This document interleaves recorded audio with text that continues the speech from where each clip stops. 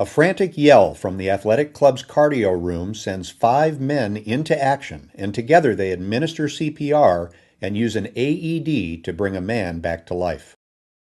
I was working out 3 nights a week, pretty regularly, and getting my heart rate up to pretty high. It was actually at about 160. It was the last thing I remember on an elliptical cardio machine, and I just passed out.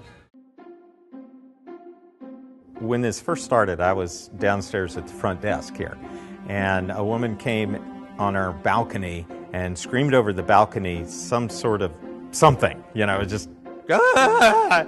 and I didn't know what was going on, and so we started to walk upstairs. I thought maybe there was a fight going on, maybe on the basketball court or something like that. There were probably 30 people just milling around upstairs, and headed over in the general direction, and there was a guy down on the ground, and there were already club members beginning to move some of the equipment.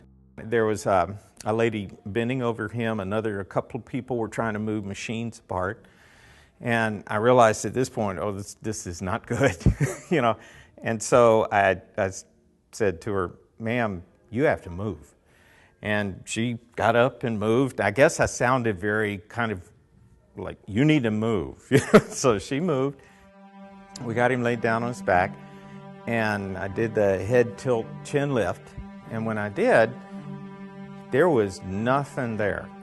Our office manager was screaming, yelled at me, something was going on. They're screaming for help. You need to go see what's going on. So I quickly jogged out to our cardio deck, and I see all these people kind of standing around, looking down at the end of the cardio floor. Where I see Eric as I approach, and Eric's on his knees, and he had just came up from 2 breaths. And I look at him, and he looks at me and goes, unresponsive, no pulse. I remember turning around looking for the first person I recognized, and that happened to be Greg. And I asked for him to get the AED, bring it back up to me. Meanwhile, I pulled the machine out of the way, dropped down, started compressions. And just went right into it. I remember my first couple compressions, I didn't think they weren't deep enough. I didn't feel anything. I didn't feel any movement. I remember going through all our CPR. For 15 years I've had CPR training, and I remember thinking, we've got to feel something move. Something has to move. My third one, I just went deeper till I felt something. And then I remember Duncan coming behind me, and that's when Eric kind of stepped up. In a way, and Duncan kept asking me questions as I was keep doing the compressions, and I remember getting a little sidetracked and thinking, just keep paying attention to my compressions and my count, keep counting. So I ended up doing 2.5 rounds of compressions. As the AED approached, I told him to get the AED ready, open it up, put the leads in, and that's when Mark, who ran up from the basketball court, later we find out runs up from the basketball court, grabbed it, put it on the other side. Put the leads together.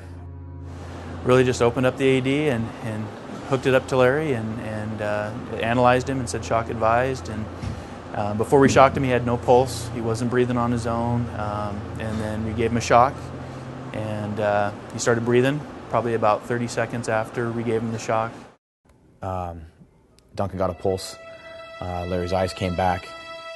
Actually started talking to us a little bit of mumbling, and about that time, that's when the medics showed up and took over from there. In reality, I think their response time was only about 4 minutes. So this all took place in a very, very short period of time.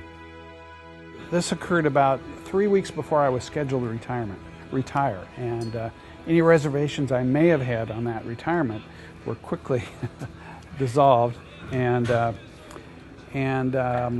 my first granddaughter was born June 25th, so I was able to be here for that too. They were there quickly and revived me fast enough that a month or so later, when I had an EKG, or actually it was a stress test, there was no evidence of any heart damage, and I'm very, very fortunate.